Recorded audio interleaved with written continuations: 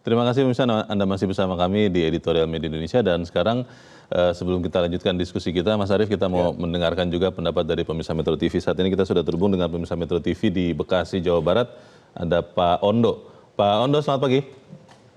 Selamat pagi Bung Leo, selamat pagi Bung Arief. Selamat pagi Pak Ondo. Silakan Pak, pendapat Anda Pak. Iya, saya kira memang pelayanan publik itu jangan berbelit, justru harusnya prima gitu. Jadi kalau memang memperindak nomor 36 itu berkelit, mempersulit, ya udah dialogin aja itu. Kalau memang juga memperindak nomor 3 yang tahun 2024 itu belum disosialisasikan, ya sosialisasikan. Jangan sampai terjadi hal-hal yang seperti di PMI, penghasil devisa terbesar kedua di Indonesia, tapi mereka disengsarakan. Itu kan tidak baik ya. Coba harus dipertimbangkan. Sebenarnya mereka orang bea cukai itu harus lihat paspornya itu PMI, apakah student. Saya seperti student pernah pengalaman Bung Leo. Tapi paspor saya paspor biru. Saya dari Jepang bawa keyboard. Terus mau dikenakan pajak. Saya bilang ini buat kantor. Kebetulan saya dari seknya. Didewatin begitu loh. Jadi kadang-kadang yang nggak jelas gitu ya.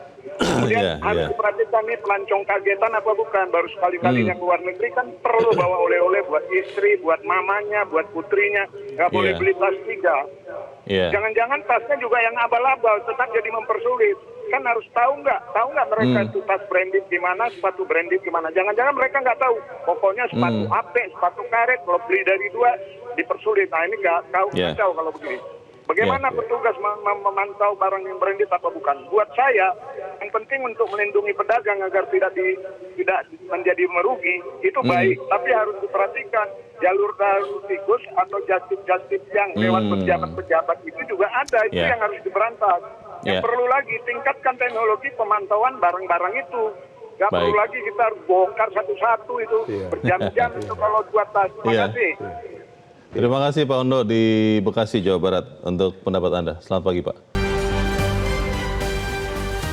Terima kasih Anda masih bersama kami, dan kita ada di bagian akhir diskusi kita pagi ini. Dari para pemirsa Metro TV tadi, Mas Arief, yang saya ingat adalah dari Bulia mengatakan kalau memang mau membuat peraturan kebijakan, ya bicara dulu, sosialisasi dulu, lalu uji coba supaya tidak kemudian gonta-ganti peraturan. Bagaimana Mas? Kan kalau dilihat dari data,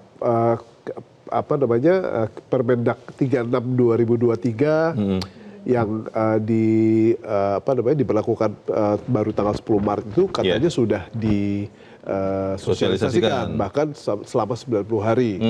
Dan dalam proses sosialisasi tersebut masyarakat kan juga sudah bereaksi. Tapi Pak Zulkifli Hasan kan justru membela mati-matian atas apa yang digariskan oleh kementeriannya gitu ya.